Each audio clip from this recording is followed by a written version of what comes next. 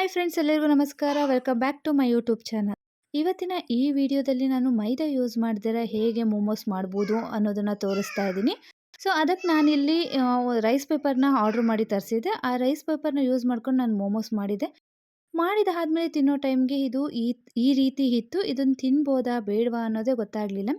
ಇದಕ್ಕೆ ನಾನಿಲ್ಲಿ ಏನೇನೆಲ್ಲ ತೊಗೊಂಡಿದ್ದೀನಿ ಅನ್ನೋದಾದರೆ, ಮೊದಲಿಗೆ ರೈಸ್ ಪೇಪರ್ನ ತೊಗೊಂಡಿದ್ದೀನಿ. ಸೊ ಅದನ್ನು ನಾನು ಆನ್ಲೈನಲ್ಲೇ ಆರ್ಡ್ರ್ ಮಾಡಿ ತರಿಸ್ಕೊಂಡಿದ್ದೆ. ಅದ್ರ ಜೊತೆ ಪೆಪ್ಪರ್ ಪೌಡರು ಮತ್ತು ಗ್ರೀನ್ ಚಿಲ್ಲಿ ಸಾಸ್, ಜೊತೆಯಲ್ಲಿ ಕ್ಯಾರೆಟು, ಬೀನ್ಸು ಮತ್ತು ಎಲೆಕೋಸು, ಟೊಮ್ಯಾಟೊ ಸಾಸು, ಅದ್ರ ಜೊತೆಯಲ್ಲಿ ಒಂದು ಸ್ವಲ್ಪ ನಾನು ಕೊತ್ತಂಬರಿ ಕಡ್ಡಿಗಳನ್ನು ತೆಗೆದಿಟ್ಕೊಂಡಿದ್ದೀನಿ.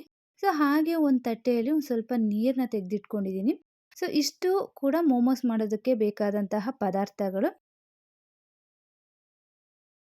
ಯಾಕೆ ನಾನು ಈ ಕೊತ್ತಂಬರಿ ಕಡ್ಡಿಗಳನ್ನು ತೆಗೆದಿಟ್ಕೊಂಡಿದ್ದೀನಿ ಅನ್ನೋದು ನಿಮಗೆ ವಿಡಿಯೋದಲ್ಲಿ ಮುಂದೆ ಗೊತ್ತಾಗುತ್ತೆ. ಮೊದಲಿಗೆ ನಾವಿಲ್ಲಿ ಬಾಣಲಿಗೆ ಒಂದು 4ರಿಂದ 5 ಟೇಬಲ್ ಸ್ಪೂನ್ನಷ್ಟು ಎಣ್ಣೆ ಹಾಕ್ಕೊಳ್ಳೋಣ. ಎಣ್ಣೆ ಕಾದ ಆದಮೇಲೆ ಒಂದಾದಮೇಲೆ ಒಂದು ಥರ ತರಕಾರಿನ ಹಾಕ್ಕೊಳ್ಬೇಕಾಗುತ್ತೆ. ಮೊದಲಿಗೆ ನಾನು ಕ್ಯಾರೆಟ್ ಹಾಕ್ಕೊಂಡಿದ್ದೀನಿ.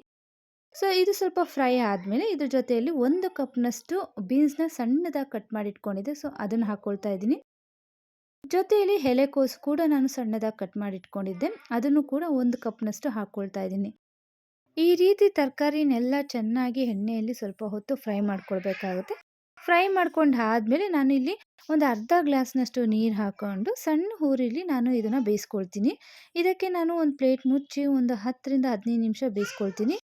ತರಕಾರಿ ಬೆಂದಾದಮೇಲೆ ನಾವು ಪ್ಲೇಟ್ನ ಓಪನ್ ಮಾಡಿ ನೋಡಿದ್ರೆ ಈ ರೀತಿ ಬೆಂದಿರುತ್ತೆ. ಈಗ ನಾನು ಇಲ್ಲಿ ಒಂದು ಸ್ವಲ್ಪ ಪನ್ನೀರ್ ತೊಗೊಂಡಿದ್ದೀನಿ. ನೀವು ಬೇಕಿದ್ರೆ ಜಾಸ್ತಿ ಹಾಕ್ಕೊಳ್ಬೋದು. ಪನ್ನೀರ್ ಹಾಕ್ಕೊಂಡು ಇದು ಕೂಡ ನಾನು ಒಂದು 2 ನಿಮಿಷ ಹಬೆಯಲ್ಲಿ ಬೇಯಿಸ್ಕೊಳ್ತೀನಿ. ಈ ರೀತಿ ಪ್ಲೇಟ್ ಮುಚ್ಚಿ ಹಬೆಯಲ್ಲಿ ಬೇಯಿಸ್ಕೊಂಡು ಆದಮೇಲೆ ಈಗ ಒಂದು ಅರ್ಧ ಟೇಬಲ್ ಸ್ಪೂನ್ನಷ್ಟು ಪೆಪ್ಪರ್ ಪೌಡರು, ಒಂದು ಅರ್ಧ ಟೇಬಲ್ ಸ್ಪೂನ್ನಷ್ಟು ಉಪ್ಪು, 1 ಟೇಬಲ್ ಸ್ಪೂನ್ನಷ್ಟು ನಾನು ಗ್ರೀನ್ ಚಿಲ್ಲಿ ಸಾಸ್ನ ಹಾಕ್ಕೊಳ್ತಾ ಇದ್ದೀನಿ. ನೀವು ಬೇಕಿದ್ರೆ ರೆಡ್ ಚಿಲ್ಲಿ ಸಾಸ್ ಇದ್ದರೆ ಅದನ್ನು ಹಾಕ್ಕೊಳ್ಬೋದು. ಜೊತೆಲಿ ಟೊಮ್ಯಾಟೊ ಸಾಸ್ ಬೇಕಿದ್ರೂ ಹಾಕ್ಕೊಳ್ಬೋದು. ಇಷ್ಟನ್ನು ನಾನು ಹಾಕ್ಕೊಂಡು ಚೆನ್ನಾಗಿ ಮಿಕ್ಸ್ ಮಾಡಿಕೊಂಡು ಇದು ಮತ್ತೆ ನಾನು 2ರಿಂದ ಒಂದು 5 ನಿಮಿಷ ಸಣ್ಣ ಹುರಿಲಿ ಹಬೆಯಲ್ಲಿ ಬೇಯಿಸ್ಕೊಳ್ತೀನಿ. ಒಂದು ಪ್ಲೇಟ್ ಮುಚ್ಚಿದ್ರೆ ಸಾಕು, ಸಣ್ಣ ಹುರಿಲಿ ಬೇಯಿಸ್ಕೊಳ್ಬೇಕಾಗತ್ತೆ. ಸೊ ಈಗ ನಾವು ತರಿಸಿದಂತಹ ರೈಸ್ ಪೇಪರ್ನ ಓಪನ್ ಮಾಡಿದ್ರೆ ಹೇಗಿರುತ್ತೆ ಅನ್ನೋದು ನೋಡೋಣ. ನೋಡಿ, ಓಪನ್ ಮಾಡ್ತಾ ಇದ್ದೀನಿ. ಇದನ್ನು ಓಪನ್ ಮಾಡಿದ್ರೆ ಈ ರೀತಿ ಇರುತ್ತೆ. ಸೊ ಇದನ್ನು ನಾವು ಒಂದು ತಟ್ಟೆಯಲ್ಲಿ ನೀರು ತೊಗೊಂಡು ಆ ತಟ್ಟೆಯಲ್ಲಿ ಹಾಕಬೇಕಾಗುತ್ತೆ. ಹಾಕಿ 1ರಿಂದ ಒಂದು 10 ಸೆಕೆಂಡ್ ಬಿಟ್ಟರೆ ಸಾಕು, ಈ ಪೇಪರು ಸ್ವಲ್ಪ ಸಾಫ್ಟ್ ಆಗುತ್ತೆ. ಸೊ ನೋಡಿ, ಈ ರೀತಿ ನೀರಲ್ಲಿ ಹಾಕ್ತಾ ಇದ್ದೀನಿ. ಹಾಕಿ ಒಂದು 10 ಸೆಕೆಂಡ್ ಒಳಗಡೆನೇ ಇದು ಈ ರೀತಿ ಸಾಫ್ಟ್ ಆಗುತ್ತೆ. ಸಾಫ್ಟ್ ಆದಂತಹ ಪೇಪರ್ನ ಒಂದು ತಟ್ಟೆ ಮೇಲೆ ಹಾಕಿ ಅಥವಾ ಒಂದು ಪ್ಲೇಟ್ ಮೇಲೆ ಹಾಕಿ ನಾವು ಮಾಡಿಕೊಂಡಂತಹ ತರಕಾರಿನ ಒಂದು 2 ಸ್ಪೂನ್ನಷ್ಟು ಹಾಕಿ ಇದನ್ನು ನಾನು ಈಗ ರೋಲ್ ಮಾಡಬೇಕಾಗತ್ತೆ. ರೋಲ್ ಮಾಡಿ ಟೈಮ್ ಮಾಡಬೇಕಾಗತ್ತೆ. ಅದಕ್ಕೆ ನಾನಿಲ್ಲಿ ಕೊತ್ತಂಬರಿ ಸೊಪ್ಪಿನ ಕಡ್ಡಿನ ತೊಗೊಂಡಿದ್ದೀನಿ. ಅದನ್ನು ಯೂಸ್ ಮಾಡ್ತಾ ಇದ್ದೀನಿ. ಸೊ ಇದು ತುಂಬಾ ಒಳ್ಳೆಯದು ಅಂತ ಯೂಸ್ ಮಾಡ್ತಾ ಇದ್ದೀನಿ. ಮೋಮೋಸ್ಗೆ ಬೇಕಾದಂತಹ ಪಲ್ಯ ಕೂಡ ಚೆನ್ನಾಗಿ ಬಂತು ಆ್ಯಂಡ್ ಇದನ್ನು ರೆಡಿ ಕೂಡ ಮಾಡಿದ್ದಾಯಿತು. ಆದರೆ ತಿಂದಮೇಲೆ ಚೆನ್ನಾಗಿತ್ತಾ ಇಲ್ವಾ ಅನ್ನೋದು ಈ ವಿಡಿಯೋದಲ್ಲಿ ಕೊನೆಯಲ್ಲಿ ಹೇಳ್ತೀನಿ.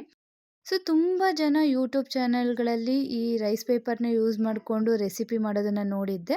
ಸರಿ, ನಾನು ಒಂದ್ಸಲಿ ಟ್ರೈ ಮಾಡೋಣ ಅಂತ ಆನ್ಲೈನಲ್ಲಿ ತರಿಸಿ ಮಾಡೋದೇನೋ ಮಾಡಿದೆ, ಚೆನ್ನಾಗಿ ಬಂದಿತ್ತು.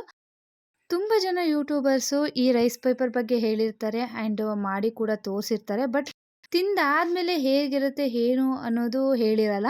ಆ್ಯಂಡ್ ಹೇಗಿರುತ್ತೆ ಇದು ನೀರಲ್ಲಿ ಹಾಕಿದ್ಮೇಲೆ ಆ್ಯಂಡ್ ತಿನ್ನಬೇಕಾದ್ರೆ ಹೇಗೆ ಅನಿಸುತ್ತೆ ಅನ್ನೋದು ಹೇಳಿರಲ್ಲ. ಸೊ ಇದನ್ನು ರೆಡಿ ಮಾಡೋದೇನೋ ಮಾಡಿಬಿಟ್ಟೆ, ಆದರೆ ತಿನ್ನಬೇಕಾದ್ರೆ ಒಂಥರ ರಬ್ಬರ್ನ ತಿಂದಂಗಿತ್ತು. ಸೊ ಅಷ್ಟು ಏನು ಚೆನ್ನಾಗಿರಲಿಲ್ಲ. ಆ್ಯಂಡ್ ಇದನ್ನು ನೋಡಿ ಈ ರೀತಿ ಇರುತ್ತೆ. ಸೊ ಇದು ಜೀರ್ಣ ಆಗೋದಕ್ಕೂ ತುಂಬಾ ಕಷ್ಟ ಆಗುತ್ತೆ. ಇವತ್ತಿನ ಈ ವಿಡಿಯೋ ನಿಮ್ಮೆಲ್ಲರಿಗೂ ಇಷ್ಟ ಆಗಿದೆ ಅಂದ್ಕೊಳ್ತೀನಿ. ಇಷ್ಟ ಆಗಿದ್ರೆ ಸಬ್ಸ್ಕ್ರೈಬ್ ಮಾಡಿ, ಹಾಗೆ ಬೆಲ್ ಐಕಾನನ್ನು ಕ್ಲಿಕ್ ಮಾಡಿ. Thank you.